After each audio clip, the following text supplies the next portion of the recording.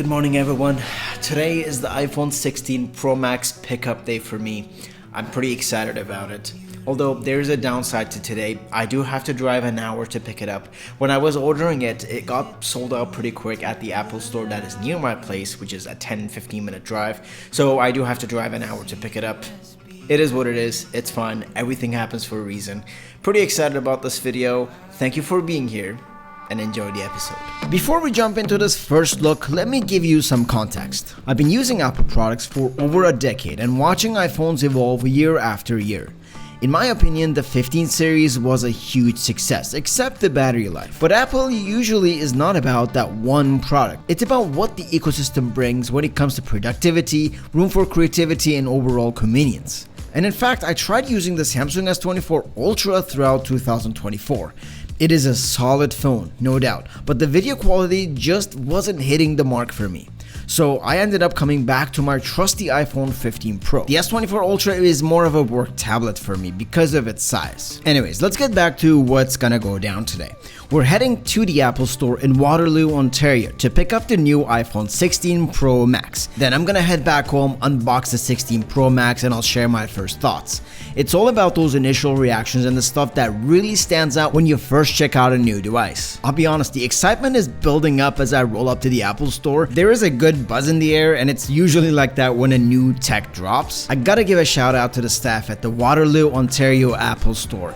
I had pre-ordered my device. They made the process of grabbing my phone super easy. They're really nice and friendly down there. While I was there, I checked out some of the other 16 models. The regular 16 and 16 Plus looks good, but the Pro models, they're just calling my name, you know? One color that obviously caught my eye was a Desert Titanium, but I went with the natural titanium because it's a classic look, but the Desert Titanium, it's tempting for sure. Mission complete in under 15 minutes. I'm battling with time today. Alright, so I'm back home now. It's unboxing time. Cracking open the box, it's the usual Apple deal. Not much in there, just the essentials, but it's always a fun time opening up an Apple product. And there it is, the natural titanium 16 Pro Max. It actually looks spectacular, really classy. I'm happy with my choice, especially when it comes to the color. Honestly, the finish on the corners on the slim body looks really good. Picking up the iPhone 16 Pro Max, the first thing I noticed is the weight. I did a quick side-by-side with my iPhone 15 Pro. The 16 Pro Max is a bit heavier, but as usual, it feels solid, premium. The 16 Pro Max features a grade 5 titanium design that comes with a refined microblasted finish. What I like already is the thin borders on this device. I know it makes a small difference for viewing experience, but overall it looks really slick. I feel like I don't have to say much about the setup process. It's fast, easy, you really don't have to do anything. So while the syncing is happening, I'm gonna stare at the phone because it looks beautiful. For fun, I laid out a few phones: an iPhone 13 mini, the 15 Pro, the new 16 Pro Max, and the Samsung S24 Ultra. The difference in size between the iPhones is actually kinda wild, but the 16 Pro Max is a beast compared to the others.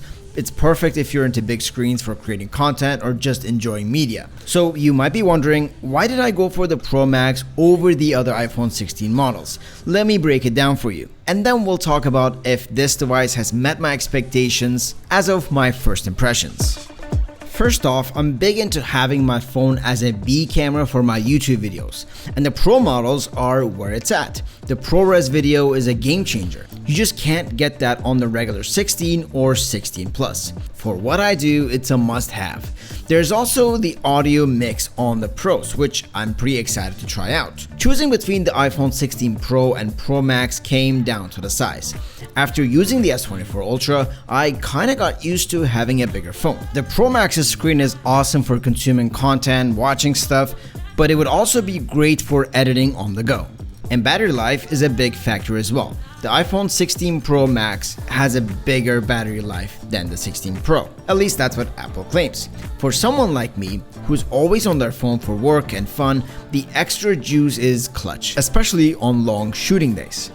Yes, the iPhone 16 Pro Max costs more, but the 16 Pro requires you to upgrade to an at least 256 model in order to use the ProRes recording internally, while the Pro Max's base model comes with a 256 gig storage.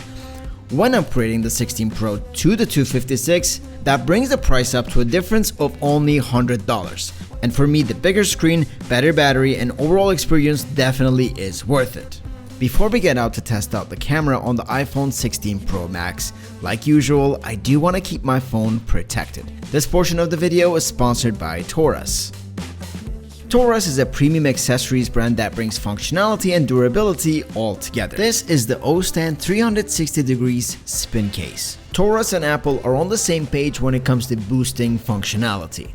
Torras is actually the original designer of the O-shaped stand case. This case can handle 12 feet drop, it's MagSafe compatible so you're not losing any of that magnetic goodness, and the coolest part is that it's got a 360 degree stand and a ring grip. Talk about multi-purpose. The rounded corners and the precise cuts make sure you're not fumbling with buttons. It just feels right, you know? On a device that's as big as the 16 Pro Max, I personally want the protection as well as blend in functionality and protection at the same time. And the Ostand 360 degree spin case comes with nice and natural colors that's gonna match with the minimalist look of your iPhone. Now, for the screen, gotta protect that as well. I'm gonna go with the Glass Go X screen protector. Installing this thing is a breeze. It's just a two-step deal, snap and pull basically. And the best part to me is that it doesn't mess with the gorgeous display of the 16 Pro Max at all. You're still getting the full, beautiful viewing experience. And super happy with the peace of mind that it provides. If you want to check out these awesome products from Torras, I've dropped a link in the description. Go check them out yourself and get your hands on them, literally. Now I want to get into a first look at the camera on the 16 Pro Max. Good news for those who enjoy film recipes, you can now customize and build photography styles. These are essentially your modern day film recipes, and they're pretty fun if you don't want to get into deep editing with RAW Max. Now diving deeper into camera features. We have ProRes like last year. Let's quickly go over ProRes log and what it can do. Well, it's simple. It can turn your footage from this to this. I won't go deep into the color science in this video, but just like the 15 Pro, the ProRes is spectacular. With the iPhone 16 Pro Max, we're still getting a 10-bit color depth, and smoothly zooming into 2x, the phone is trying to keep a consistent look even when zooming in. It's a small detail, but it matters to me. And since I'm coming from the 15 Pro, I'm more excited about the 5x zoom now. And as we can see, the compression and the stabilization, it looks awesome. And adding on to the main camera on the iPhones, Apple also added a second 48 megapixel camera to the ultra wide lens. With this, you're able to capture a lot more detail and edit your images comfortably with ProRAW format. Here are a couple images captured with the ultra wide lens. If you want to get into photography and videography and you're looking for a budget camera, you can comfortably look into the iPhone 16 Pro or Pro Max models. These models will introduce you to some formats like RAW format for photo and ProRes log format for video. And these are professional file formats that enables you to edit photos and videos while retaining a lot of detail and keeping things more in your control. It's also a very good budget camera option because it gives you different focal lengths all in one body. As you guys know, I'm really into camera features of the iPhones, and I'm actually filming this section with the ProRes log format on the Pro Max. Now, one thing I noticed with the camera control button is when you actually, it's not a very easy button to press. I feel like when I press it, there's like a slight move on the camera when taking a photo, which if you're trying to hold your camera stable, it may not be that useful. And while recording this, I'm actually going to test out the studio mix with the sound as well. Now, the audio mix is a big innovation. Audio is a big thing, especially with a portable device like this. It's really important to be able to record audio properly and, work with the audio afterwards, because there is no additional microphone to my setup right now. And by far the biggest upgrade to the iPhones this year has been the camera control button. Full transparency, I think this is going to get some time to get used to for me, as I typically find myself just using the normal way of taking photos or capturing videos, rather than using the camera control. Now, in my opinion, I don't think this is something people need to have fear of missing out about.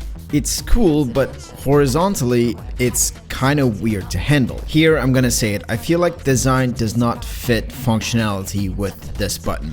And when we are talking about buttons, Action button from last year was a lot more effective.